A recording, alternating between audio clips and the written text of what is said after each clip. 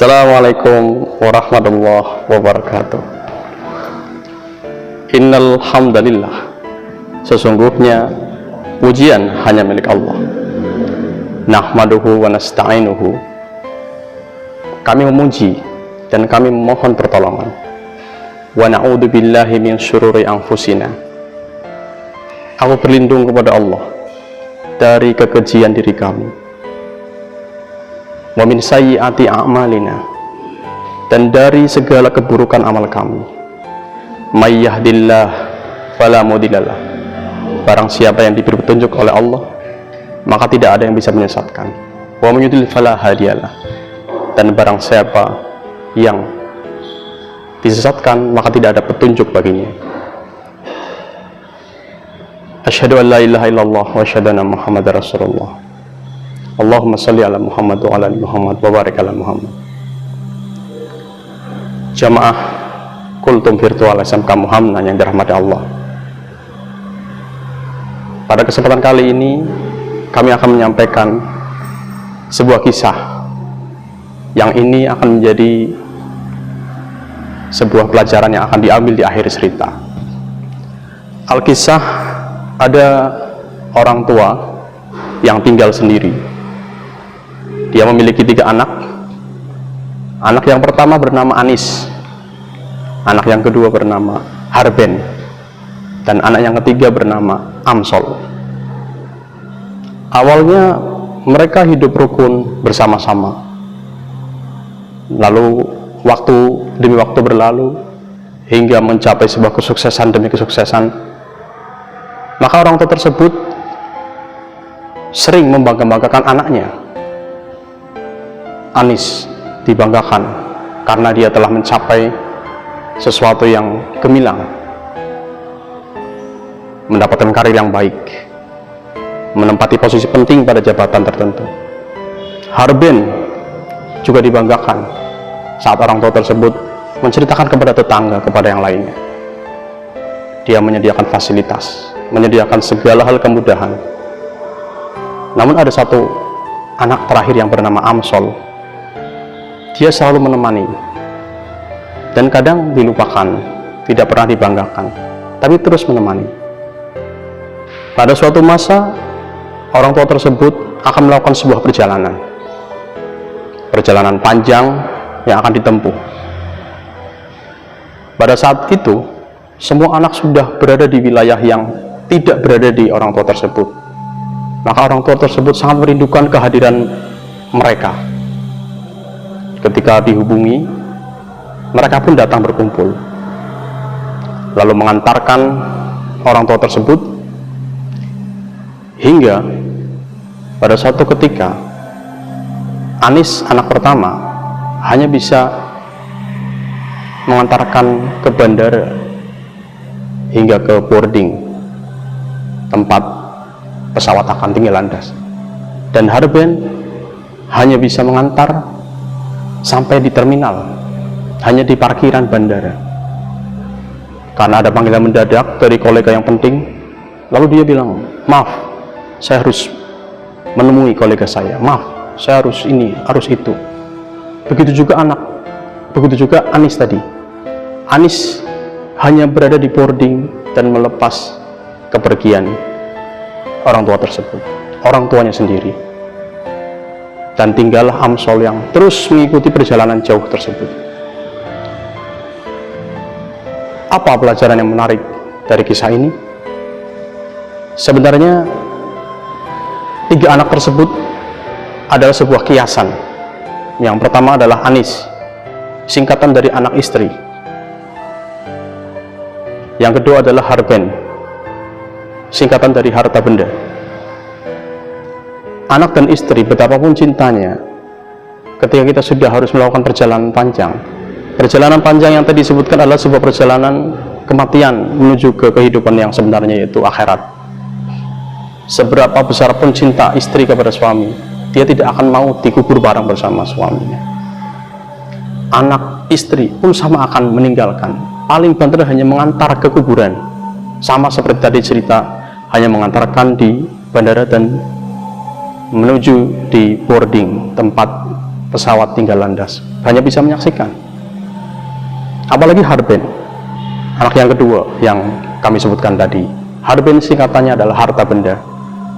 Mobil yang kita bawa, yang kita bangga-banggakan, hanya sampai di parkiran, tidak masuk ke kuburan, tidak dikubur bersama orang tersebut.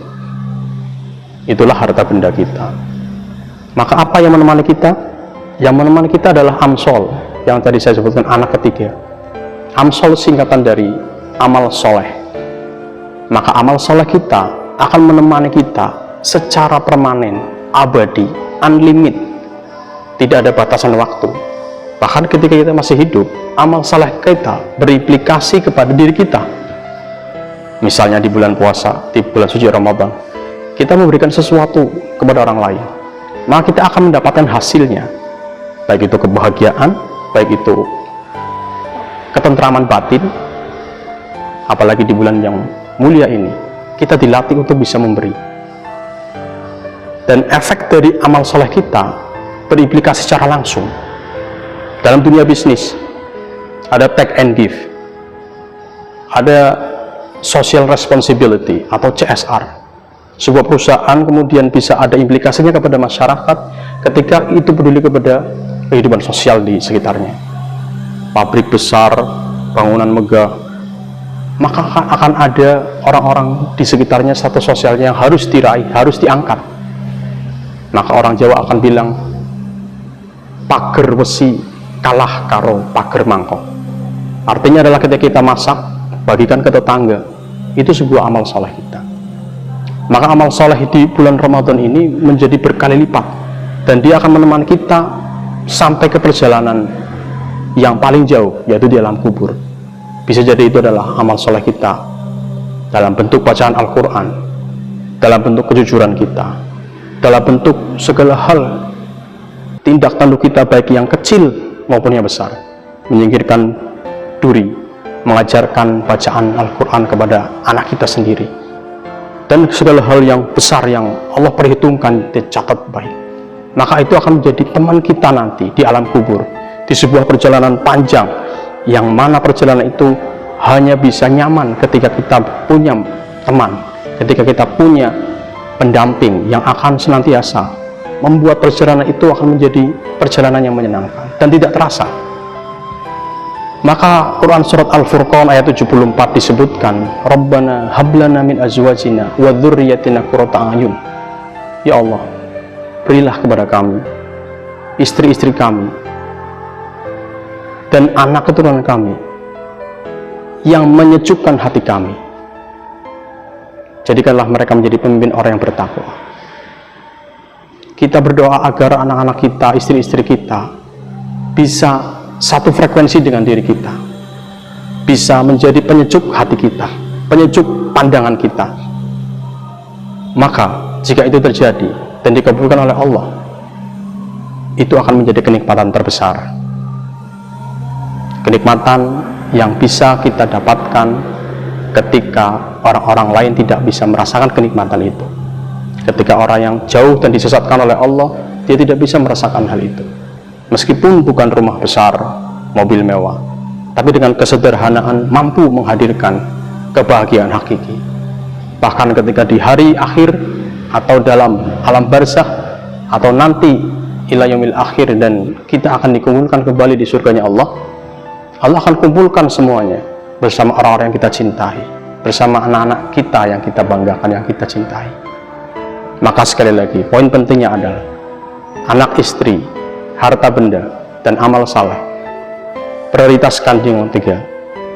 Prioritaskan amal soleh kita agar kita bisa mendapati kebaikan-kebaikan diri kita yang berimplikasi langsung di dunia maupun di akhirat. Jelmaan-jelmaan dari ayat Quran yang kita baca saat ini, jelmaan dari air wudhu kita, tetes demi tetes yang kemudian bisa menjadi penyejuk kita, menemani kita. Insya Allah dalam nuansa bulan Ramadan kali ini kita bisa. Dan kami tutup dengan sebuah lagu yang sempat tenar belakangan ini. Bila waktu telah berhenti, teman sejati tinggallah amal. Bila waktu telah terhenti, teman sejati tinggallah sepi. Maka jangan jadikan perjalanan kita menjadi sepi. Apalagi naudzubillah min dzalik, kita ada amal buruk kita yang menemani kita, menyeramkan, bau, dan memukul kita, menyiksa kita dengan segala hal yang Allah tunjukkan. Insya Allah akan menjadi petunjuk untuk saya pribadi dan kepada semua yang mendengarkan. Akhirul kalam, billahi taufiq wal hidayah. Assalamualaikum warahmatullahi wabarakatuh.